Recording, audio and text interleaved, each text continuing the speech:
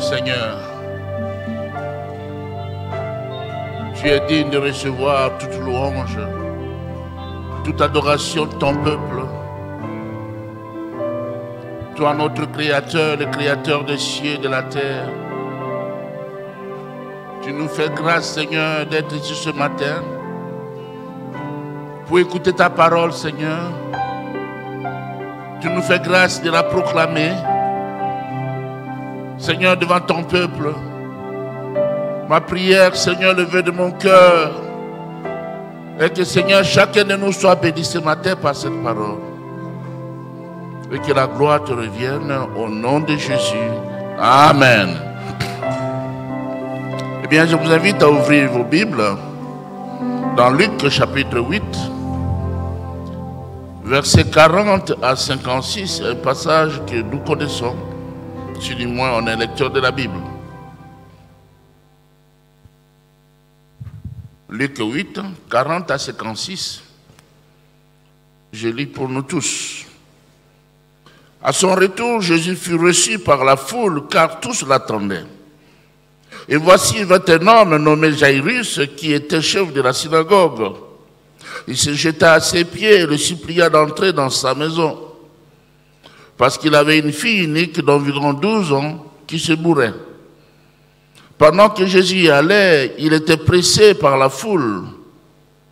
Or, il y avait une femme atteinte d'une perte de sang depuis 12 ans, et qui avait dépensé tout son bien pour les médecins, sans qu'aucun œil pût la guérir. Elle s'approcha par derrière et toucha les bords du vêtement de Jésus. Au même instant, la perte de sang s'arrêta. Et Jésus dit: qui m'a touché? Comme tous s'en défendaient, Pierre et ceux qui étaient avec lui dirent: Maître, la foule t'entoure et te presse, et tu dis qui m'a touché. Mais Jésus répondit: quelqu'un m'a touché, car je connais qu'une force est sortie de moi. La femme, se voyant découverte, vint toute tremblante et se jeter à ses pieds et déclara devant tous les peuples pourquoi elle avait touché et comment elle avait été guérie à l'instant. Jésus lui dit: ma fille, ta foi t'a sauvée, va en paix. Comme il parlait encore, suivait de chez le chef de la synagogue quelqu'un disant: ta fille est morte, n'importune pas les maîtres.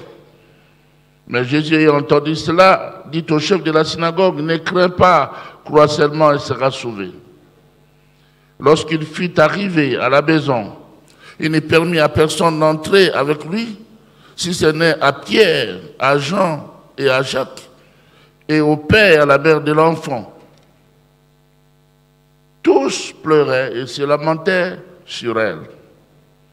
Alors Jésus dit: ne pleurez pas, elle n'est pas morte, mais elle dort.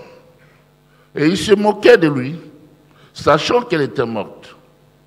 Mais il la saisit par la main et dit d'une voix forte: enfant, lève-toi. Et son esprit revint en elle, et à l'instant elle se leva, et Jésus ordonna qu'on lui donnât à manger. Les parents de la jeune fille furent dans l'étonnement, et il leur recommanda de ne dire à personne ce qui était arrivé. Amen. Une bonne lecture, une longue lecture, mais intéressante. Jairus avait un fils, une fille d'environ 12 ans, qui se mourait, elle était malade. Sûrement, il avait cherché plusieurs solutions auprès de plusieurs personnes, sans succès. Cet homme avait une fonction officielle et importante. Il était chef de la synagogue et bénéficiait d'un grand respect parmi les Juifs. Sans tenir compte de tout cela, il s'approcha de Jésus. Il se jeta à ses pieds. Et vous pouvez vous imaginer le thème de mon message ce matin? C'est lequel? Hein? Plus près de toi, Seigneur. Plus près de toi, Seigneur. Et ce message tournera autour de 4 volets. Le premier volet, c'est l'indifférence de Jairus. Le second volet, Jairus plus près du Seigneur. Troisième volet, un contretemps nécessaire. Et enfin, le dernier volet, Jésus en action. Revenons à l'indifférence de Jairus. La Bible dit qu'à son retour, Jésus fut reçu par la foule, car tous l'attendaient. Ce qui suppose que Jésus était passé. Il n'y a de retour que lorsqu'on est passé. Et lorsque Jésus est passé, il me paraît que Jairus était un peu indifférent.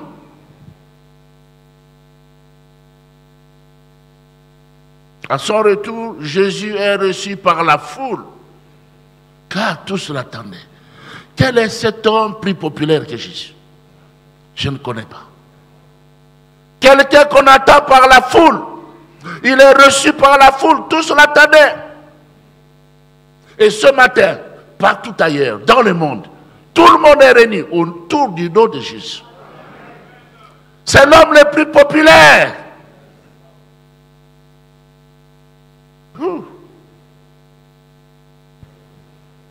Bien-aimé, le Seigneur nous accorde toujours une seconde occasion.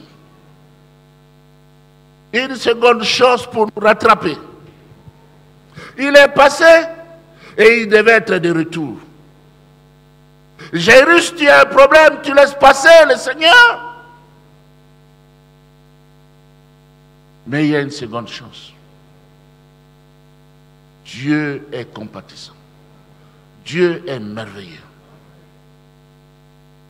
Il nous donne des occasions et nous n'avons pas besoin de louper ces occasions. Ce matin, Jésus nous donne aussi une occasion. Alléluia. C'est comme ce fut le cas de Jonas. Jonas, Dieu l'envoie à Ninive. Il dit, les Ninivites, ils sont cruels, ils sont méchants. Pourquoi aller là-bas, prêcher l'évangile, ils seront sauvés? Non, non, non. Moi, je prends le chemin de Tarsis. Et sur le chemin, il va connaître la tempête. Et il sera sincère. Il dit, c'est moi qui vous provoque cela.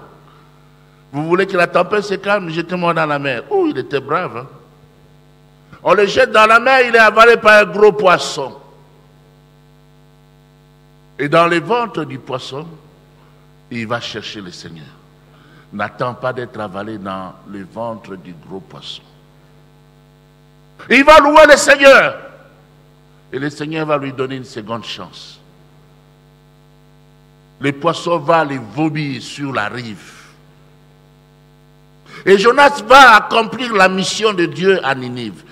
Dieu a les moyens pour nous contraindre à faire sa mission. Il a les moyens. Bien aimé, c'était difficile pour Jairus de se rendre auprès de Jésus au premier passage. D'autant plus que ses pères étaient profondément hostiles à Jésus. Sachez que, généralement, à cette époque-là, les responsables des synagogues, c'étaient les pharisiens. Ils étaient hostiles au Seigneur. Mais Jairus n'a pas voulu louper la seconde chance. Parce que sa fille était malade sans aucun espoir de guérison. Et cela me conduit à notre second point. Jairus prit près du Seigneur.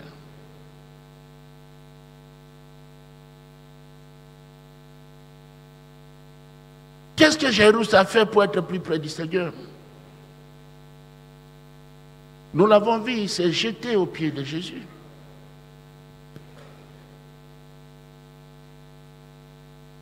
Il a oublié ce qu'il était. Il a oublié qu'il était le chef de la synagogue. Il a oublié que les autres se moqueraient de lui. Il s'est humilié. Il s'est jeté aux pieds de Jésus. Sa foi et son humilité l'ont conduit à se jeter aux pieds de Jésus et à le supplier, de venir guérir sa fille qui se mourait.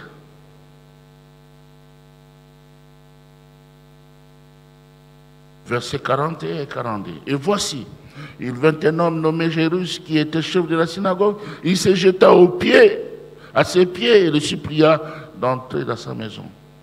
Parce qu'il avait une fille unique d'environ 12 ans qui se mourait.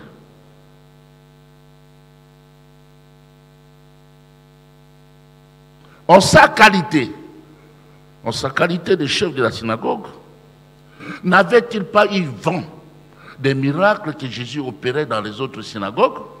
C'est la question qu'il faut se poser. Voyez avec moi dans Marc, chapitre 1, verset 21 à 28. La Bible nous dit, il s'est rendu à Capernaum, et le jour du sabbat, Jésus entra d'abord dans la synagogue et il enseigna. Ils étaient frappés de sa doctrine et il enseignait comme ayant autorité et non comme les scribes. Il se trouva dans leur synagogue un homme qui avait un esprit impur et qui s'écria, qu'y a-t-il entre nous et toi, Jésus de Nazareth? Tu es venu pour nous perdre. Je sais que tu es le Saint de Dieu. Jésus le menaça, disant, tais-toi et sors de cet homme. Et l'esprit impur sortit de cet homme. On l'agita avec violence et en poussant un grand cri. Tous furent saisis de stupéfaction, de sorte qu'ils se demandaient les uns aux autres, qu'est-ce que ceci? Une nouvelle doctrine. Il commande avec autorité aux esprits impurs et ils lui obéissent. Et lisez avec moi le verset 28, tous ensemble. Et sa renommée s'est répandue aussitôt dans tous les lieux environnants de la Galilée. Alléluia. Sa renommée s'était répandue. La renommée de Jésus s'est acquise par l'accomplissement de ses promesses, de ses miracles. Et toujours dans Marc, chapitre 3, versets 1 à 6. La Bible dit, Jésus entra de nouveau dans la synagogue. Ça, c'est d'autres synagogues.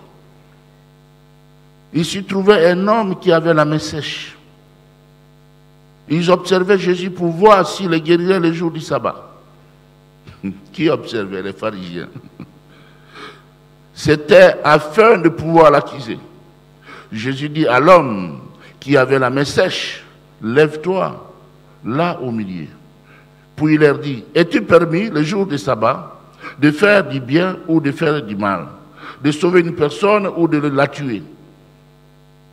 Mais il gardait le silence. Alors, promenant ses regards sur eux avec indignation et en même temps affligé de l'endurcissement de leur cœur, il dit à l'homme, étends ta main. Il l'étendit et sa main fut guérie. Les pharisiens sortirent aussitôt, ils se consultaient avec les Hérodiens sur les moyens de les faire périr. Amen. Je crois que Jairus a eu vent de cela. Parce qu'en tant que chef de synagogue, la renommée s'était répandue. Mais Jairus avait un problème. Vous voyez, les pharisiens s'arrangent avec les Hérodiens pour tuer Jésus. J'ai un problème. Ma fille est malade. Sans aucun espoir. Que faire? Il avait un problème.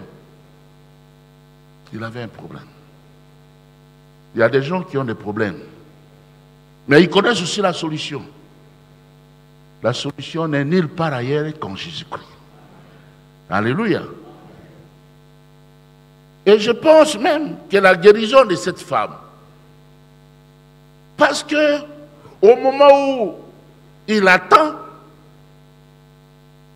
que Jésus aille chez lui dans sa maison, une femme vient et touche le bord de son vêtement, du bord du vêtement de Jésus, et aussitôt elle est guérie. Je pense que la guérison de cette femme à la perte de sang n'a pas laissé Jairus indifférent. sera à renforcer sa conviction, sera à booster sa foi pour qu'il reste attaché au Seigneur. Cela me conduit à parler du troisième point, un contretemps nécessaire. Bien-aimé dans le Seigneur, un contretemps, c'est un événement, une circonstance qui s'oppose à ce que l'on attend. Eh bien, cet homme, Jairus, s'attendait à ce que le Seigneur arrive chez lui et qu'il guérisse sa fille malade. Mais voilà un contretemps. Un contretemps. Voilà qu'en chemin, Jésus est bousculé par la foule. Et son arrivée chez le monsieur, chef de la synagogue, est retardée par la touche de cette femme. La femme touche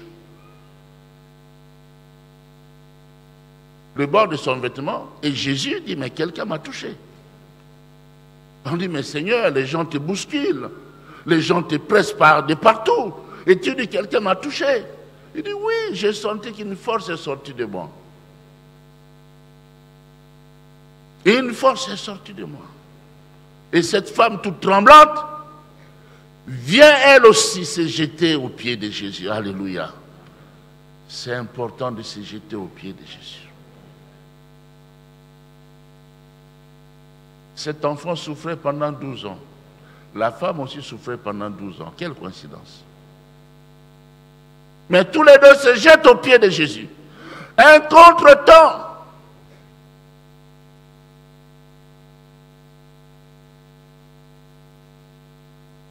Mais ce contretemps, bien-aimé, au lieu d'être fâché, est devenu nécessaire parce qu'elle a renforcé la foi de Jairus. Jairus avait appris que Jésus guérissait les gens dans les temples, ailleurs. Mais là, sur place, alors qu'il était en marche avec Jésus, il expérimente lui-même le miracle de Jésus. Il voit comment cette femme est guérie. Le flux de sang s'arrête. Elle est en bonne santé. Il s'est dit, donc je me suis trompé. Souvent on se trompe sans se rendre compte. Le bon endroit, c'est la maison de Dieu. Le meilleur ami, c'est Jésus. Ce contretemps, au lieu d'être fâché, il est devenu un contretemps nécessaire. Il était maintenant lui-même témoin du miracle opéré par Jésus. En sa qualité de maître des temps et des circonstances, Jésus agit toujours au bon moment. Même si ça tarde, attends, il va agir. Il ne se trompe jamais. Il est omniscient. Il sait ce qu'il fait.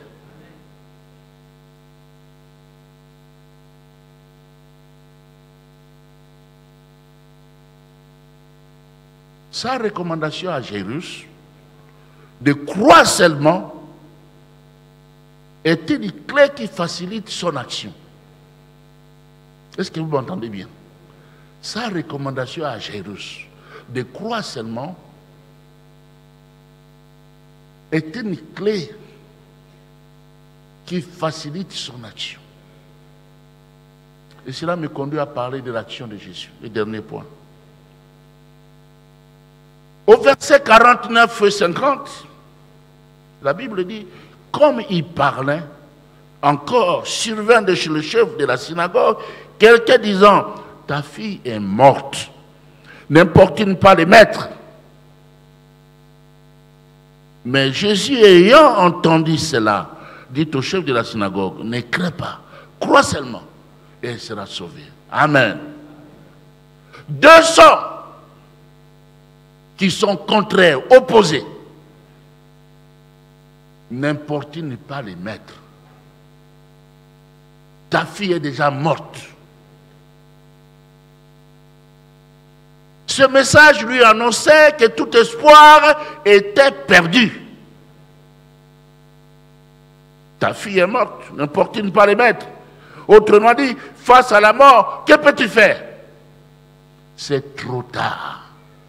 Mais laissez-moi vous dire, bien-aimés dans le Seigneur, que Jésus n'est jamais en retard, jamais en avance. Il est toujours à temps. Ce que tu crois être trop tard, c'est l'heure pour lui. Tu penses qu'il est en avance? Non, non, c'est l'heure de Jésus. Marthe et Marie aussi ont eu cette impression lors de la mort de Lazare. Si vous lisez, c'est un devoir, vous pouvez lire à la maison dans Jean, chapitre 11, 21 à 32. Lazare était mort, enterré depuis 4 jours.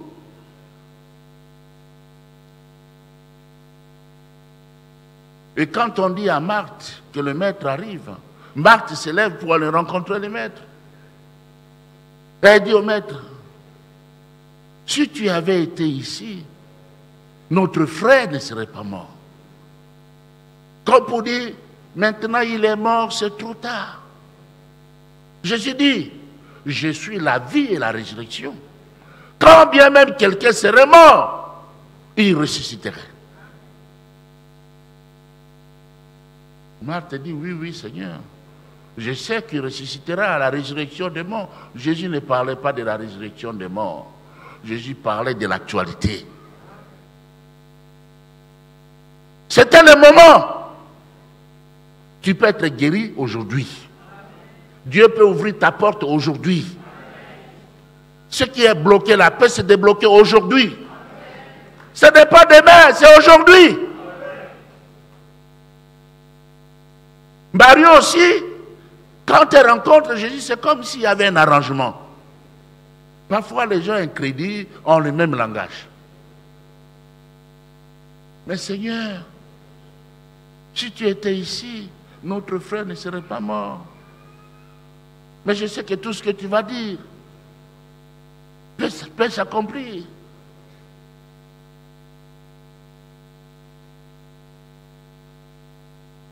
Jésus dit, Marie, ne t'ai-je pas dit que si tu crois, tu verras la gloire de Dieu? L'homme veut voir la gloire et puis croire après. Mais Dieu nous demande de croire avant et voir ensuite. D'abord la foi, ensuite on voit. C'est trop tard. N'importune pas le maître. Il n'y a pas de trop tard pour le maître. Même si ta situation est pourrie, Jésus peut ressusciter la situation. Jésus peut arranger ce qui est détruit dans ta vie. À condition que tu te jettes à ses pieds. Malgré le triste message, Jairus laisse Jésus venir chez lui. Jairus est suffisamment armé par la foi. Ce que j'ai vu, ce que j'ai entendu ne peuvent me laisser indifférent.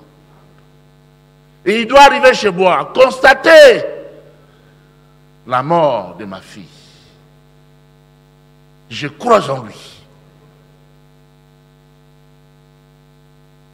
On lui envoie un message, Jésus entend ça.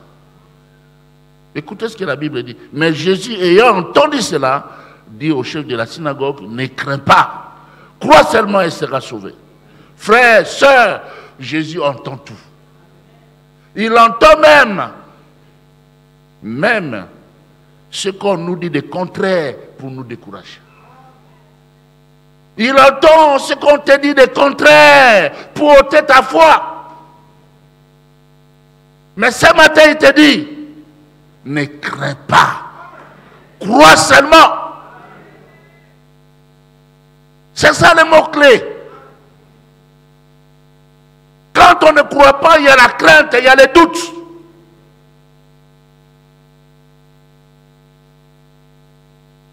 La foi exclut la crainte. La foi exclut les doutes.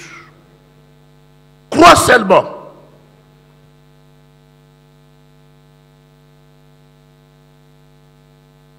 Jairus a crié dans les paroles de Jésus. Les paroles de Jésus, c'est le meilleur remède qui soit dans ce monde. Dans Romains 10, 17, la Bible dit, ainsi la foi vient de ce qu'on entend, et ce qu'on entend vient de la parole de Christ. Bien-aimé, en arrivant, Jésus trouve que les gens pleurent, tous pleurent. Et il leur donne de cesser de pleurer. Vous savez que parfois, il y a des pleureuses qu'on achète. Hein? On paie l'argent aux pleureuses.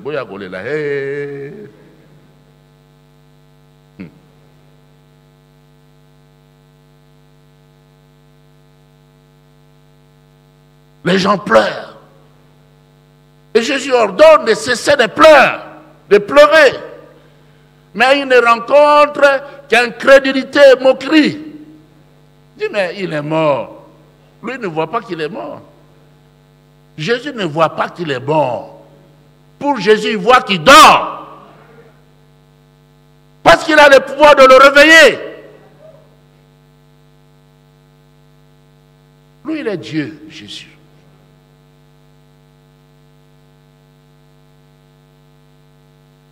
Ainsi, vous savez ce qui est arrivé? Jésus ne permet à personne d'entrer dans la chambre mortuaire. Si ce n'est qu'à 5 personnes,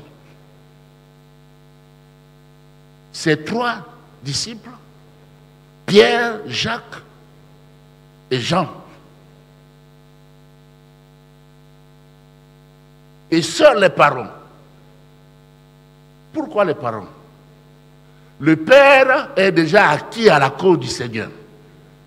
Le Père est convaincu que Jésus est Dieu. Le Père est convaincu que Jésus peut faire quelque chose. La mère qui était restée en train de pleurer, le mari vient et dit, chérie, arrête. Obéis à ce que le maître a dit. Celui-ci, c'est le Fils de Dieu. Il est capable de faire beaucoup de choses. Arrête, tu vas voir ce qu'il va faire. Notre fille va ressusciter. La foi est contagieuse. Si tu as la foi, tu contamines. Là où il y a la foi, il y a l'atmosphère de vie. Mais là où il n'y a pas de foi, il y a une lourdeur.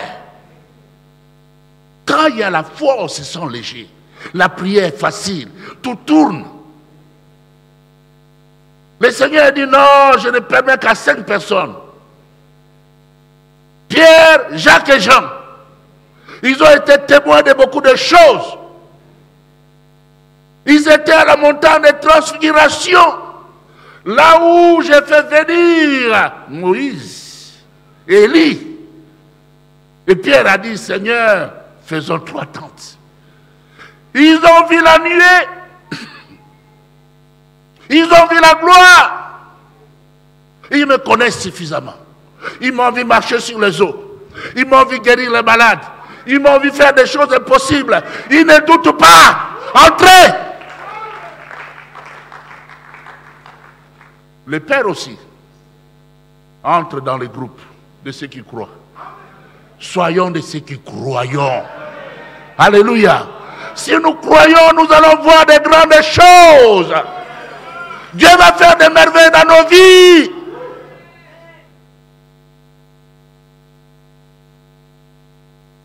Tu es malade et je vais mourir. Tu vas mourir comment? Tu vas mourir comment? Il faut dire, je vivrai et je raconterai les merveilles du Seigneur. Et il faut en Dieu.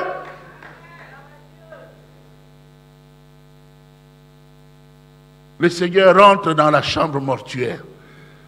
Il arrive. Il prend la fille par la main. Lui n'est jamais contaminé par l'impureté. À cette époque-là, il ne faut pas prendre quelqu'un qui est mort, c'est un impur. Mais Jésus prend l'impureté pour donner la vie. Il dit, enfant, lève-toi. Et subitement, l'enfant se lève. Il dit, donnez-lui à manger. Oh, j'aime Jésus. Jésus, mon Jésus. Il est celui qui remet l'espoir. Plus près de Jésus, il y a l'espoir. Plus près de Jésus, il y a la vie. Plus près de Jésus, il y a la délivrance. Plus près de Jésus, il y a le bonheur. Plus près de Jésus, il y a l'espoir. Plus près de Jésus.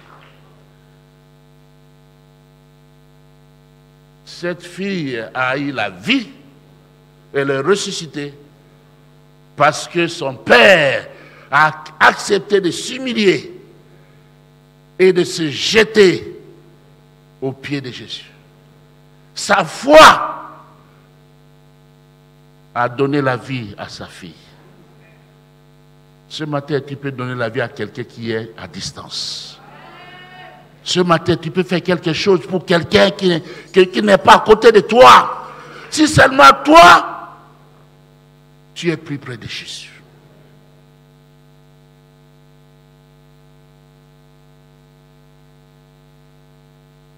Pour guérir cette fille, Jésus avait besoin de l'atmosphère de la foi. L'atmosphère de la foi. Jésus avait besoin de cela. La Bible dit au verset 54-55, mais il a saisi par la main et dit d'une voix forte, « Enfant, lève-toi. » Et son esprit revint en elle. Et à l'instant, elle s'éleva. Et Jésus ordonna qu'on lui donnât à manger. Bien-aimé, en définitive, le Seigneur dirige les circonstances pour d'autres bénédictions. Il dirige les circonstances pour notre bénédiction. Il est passé là-bas, à côté de Jairus, parce que il avait un plan pour Jairus et sa fille et toute sa famille. Je pense qu'après la guérison de cette fille, quand même les pleureuses et les pleureurs ont vu la fille marcher, la Bible ne nous dit rien, mais nous aurons des surprises là au ciel. Celle-là qui était morte, elle est ressuscitée. C'est cet homme qui nous a demandé d'arrêter de plus pleurer. C'est lui qui a fait cela. Je vais aussi le suivre. Je crois que ces gens sont répartis chez eux, changés. La Bible ne dit rien à ce sujet. C'est moi qui suppose. Lorsque la grâce passe devant nous, il nous faut l'approprier par la foi. Au premier passage de Jésus, Jairus semblait indifférent. Mais au retour du Seigneur, Jairus n'a pas voulu louper la seconde chose. Parce que sa fille unique était sans espoir de guérison. Il s'est jeté aux pieds du Seigneur. Il s'est placé plus près du Seigneur.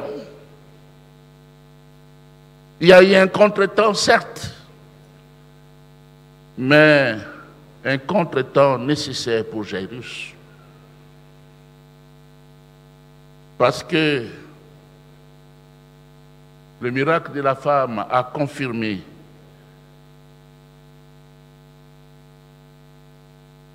sa conviction. Cela a boosté sa foi. Très souvent, bien-aimé dans le Seigneur, Jésus vient en action lorsqu'il constate la foi. Un peu de foi, il vient en action. Amen. Est-ce que ce matin, il y a la foi? Nous allons prier.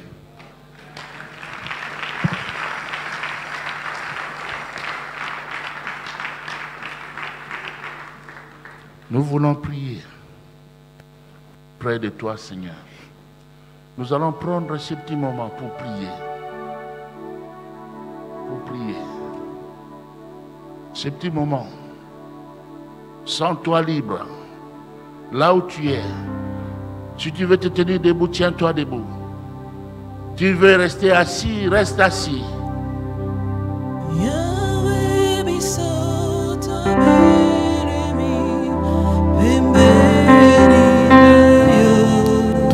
Approche-toi de lui alors que ton cœur est rempli.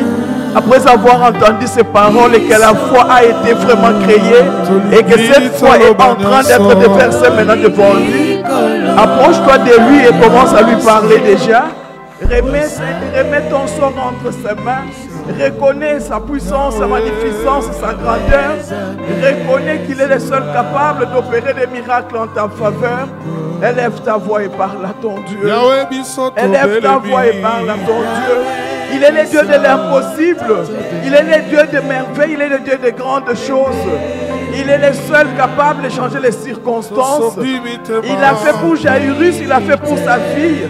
Il peut le faire aussi pour toi. Répands ton cœur devant lui. Répands ton cœur devant lui. Répands ton cœur devant lui. Répands ton cœur devant ses dieux. Répands ton cœur devant ses dieux. Tu pleures pourquoi? Qu'est-ce qui te pèse sur ton cœur?